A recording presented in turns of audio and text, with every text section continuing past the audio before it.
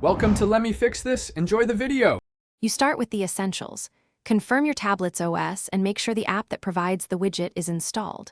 Once ready, unlock the tablet and long press an empty area on the home screen to enter edit mode. This reveals widgets, wallpapers, and layout options. If you don't see widgets, open the app settings because some require activation. Take a moment to think where you want quick access. This helps avoid repositioning later and saves time when you add multiple widgets. You drag a widget from the Widgets palette to the chosen home screen slot, matching your planned location. Once placed, long press the widget to reveal resize handles. Drag them to expand or contract while keeping alignment with the grid so icons remain tidy.